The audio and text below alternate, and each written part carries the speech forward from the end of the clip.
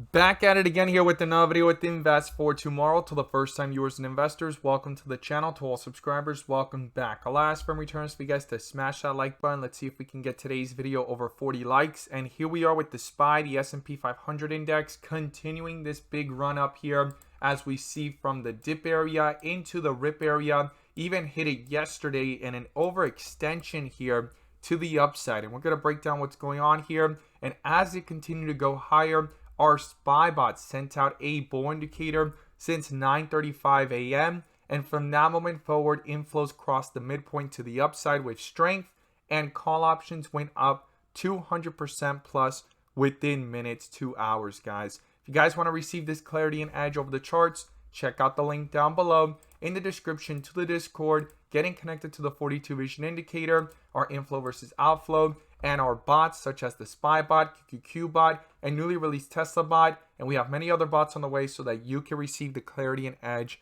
that you deserve within the volatility of the markets to maximize on opportunities. And this is my opinion and my perspective alone, not financial advice. I believe volatility is here to stay, and to be able to maximize within the volatility, having an edge and clarity over the charts makes all the difference. It does not have to be 42 vision. But if you find value in what we share here and you want to become part of a growing community of investors using these resources, check out the link down below once again to the 42 vision indicators and getting connected over to our bots. So the SPY here, full transition as you see it going. And today it's actually breaking through the highs after rejecting 377.67, and it keeps on bouncing around. It just hit highs here of 378.25. And right now it's currently at 377.61. If we zoom in here and you look at this from the 3-minute, you could see the volatility that's going on here in the aftermarket hours. But we're going to break down a lot of key levels going on here at these overextended levels based off the history of the chart. But before we do, I want to share with you guys the home run opportunity I mentioned this morning over at the Discord. And as you see popping up here on the screen, these are some of the home runs I've managed to find this week alone. And while not guaranteed to be this way every single time, we strive for opportunities like these every single day. So the home run opportunity was spectacular and beyond expectations. And if you guys want to know about these stocks early on in the pre-market, check out the link down below in the description to the Discord. And by joining, you'll become part of a growing community of investors, all looking to learn and grow together. So these are the stocks I mentioned this morning. All of them gave jumps of 3 to 5%, 5 to 10% plus. But one of them turned out to be a home run, and that was ATXI. We mentioned this one yesterday at around $13, and it gave a jump of about 10 to 15% plus. Now today, we caught this one in the pre-market pulling downwards, sitting sideways towards the bell. The outflows were dominating. It got that bull indicator, full strength on 42 vision. The inflows crossed the midpoint with full strength, and it gave a highest point of 18% plus within minutes, guys. If you guys want to know about these stocks early on in the pre-market and join a community of members using these resources to maximize within the volatility, check out the link down below in the description to the Discord. We look forward to having you join us, and we strive for opportunities like these every single day. So here we are with the S&P 500 index, and as I stated earlier in the video, going from a dip area into a rip area here and having 2 consecutive days of upward movement, right? And we've actually broken out of a channel here that we were watching very carefully last week, and we kept ranging from 360 to 370, rejecting the resistance and bouncing off the support. We slightly broke through it on Friday, and going into the beginning of this week, we started coming back up, and today we've actually broken out of that resistance of around 370 to 371, and we're at a new resistance up here at around 379 to 380. This is a critical level up here of either rejection or further upward momentum, guys. And we need to break down some things going on here, because you come out and you see the stock market going higher, and then you see headlines like these talking about the S&P 500 energy stocks kick off the 4th quarter with the best day in nearly 2 years, guys. And I've talked about this in my previous videos, and I shared this with the members in the Discord, that I saw that possibly oil could go higher eventually, and it's been fighting to go back up. If you actually look at their charts, it's actually bounced off the lows, and I've mentioned it here on the channel multiple times as well. and it's been in an uptrend since $76. Then the pipeline explosion brought it back up to the 80s, came back down to 79, found support above that previous support level of 76, 75, and then from there it has been bringing itself back up, and here we are at $86 going higher. And do you think inflation's gonna go lower if this goes back up to $90 or $100 plus? We'll have to see what's gonna happen, but this is moving very fast while the overall market is actually moving up with it. This is all becoming very interesting as things continue to play out. We definitely do not want to see oil go higher. I'm an advocate that oil stays below 100 a barrel, and even below 90 even better.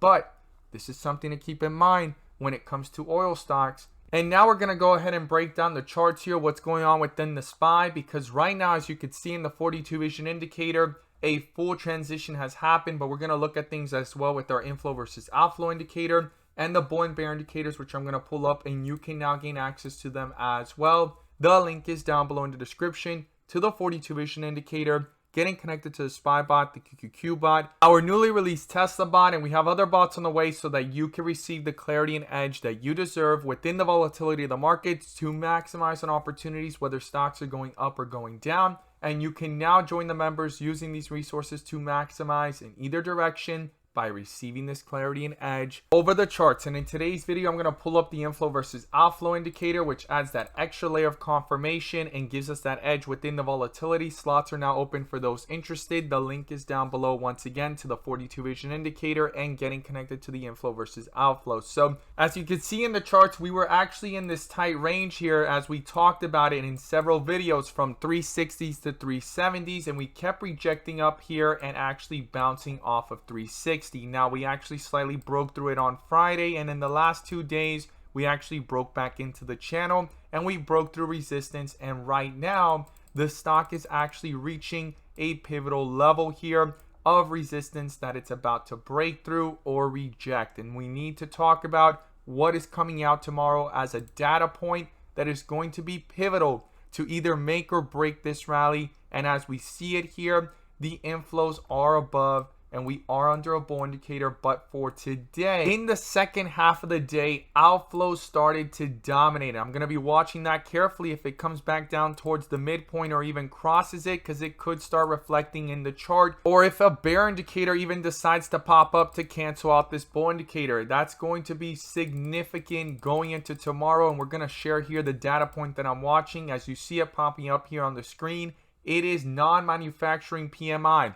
I talked about this last week, right? We had Monday manufacturing PMI come out. It came out lower than expected. It made the stocks rally because the markets have started to price in the hopes that the Fed will have to pivot on that data. But today's data points actually just continue to allow things to push up, and different Fed members spoke. But tomorrow's data point could make or break this rally, either destroying it and bringing it all the way back down or somewhere in the middle of it, or continuing to break out. And that's what we're going to look at here on different time frames and everything going on within these charts. And these type of headlines keep on coming out where Wall Street sees S&P 500 falling further after bear market bounce. And we've already had a bear market bounce, and that's the fears that are actually being placed out there with these different articles while the stock market is rallying. So if they're sitting out, if this turns out to be true, this is something important to keep in mind,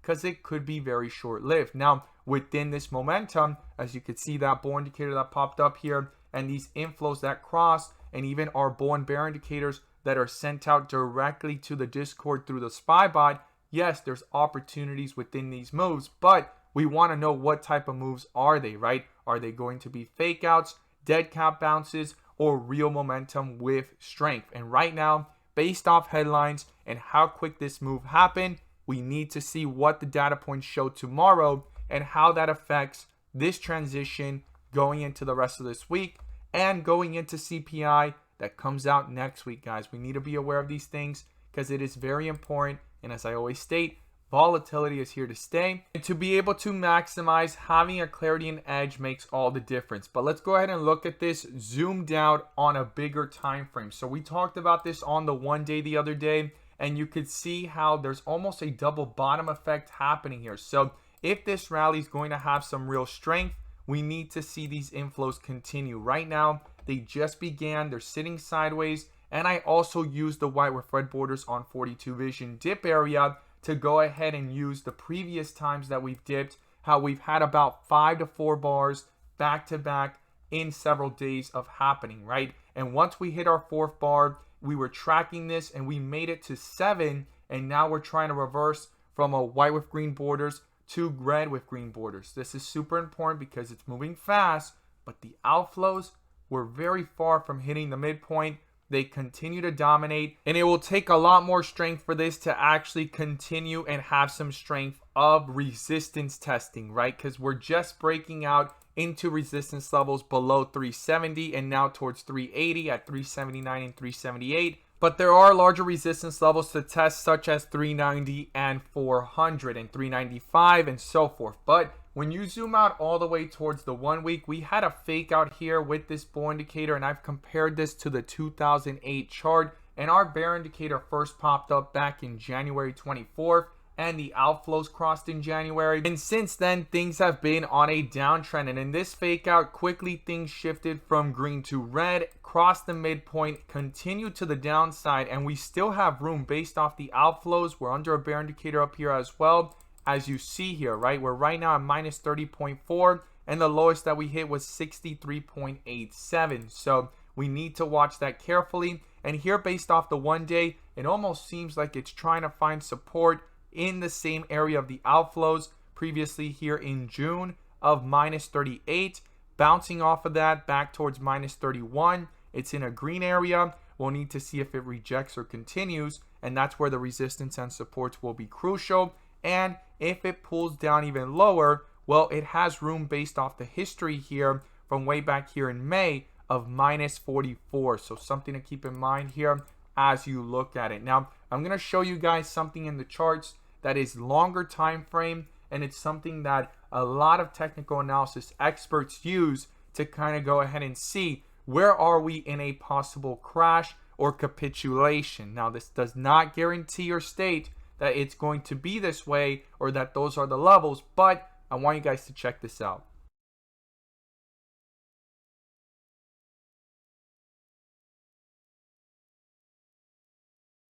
So as you can see there in the chart, it's actually showing you when that bear indicator popped up based off the 1 month chart, and also how those outflows have been pulling downwards and crossed the midpoint. But as you see here on this chart, you could see that right now in these technical indicators that this is based off the 1 week. Our 1 week bear indicator popped up way back here on January 24th, and this is just crossed over recently. So we've known about the bearishness since the beginning of the year.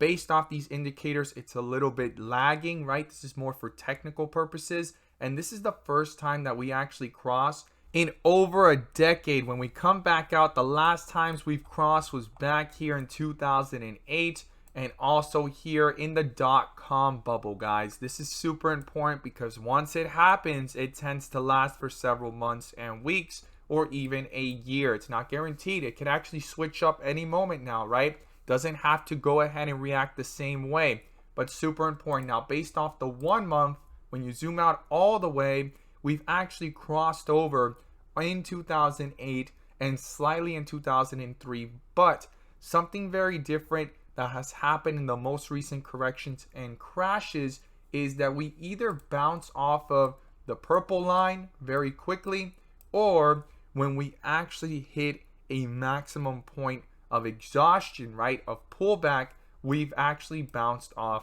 the blue line here, right? And you could see that there in the history of the chart of previous supports and crashes slash corrections. Now, right now, that's where a lot of experts are coming in and stating, okay, this could possibly break through 3,600 when it comes to the SP 500, the total amount, right, of the total amount here, and then going towards 3,500 and a possibility of anywhere from 3,000 to 3,200.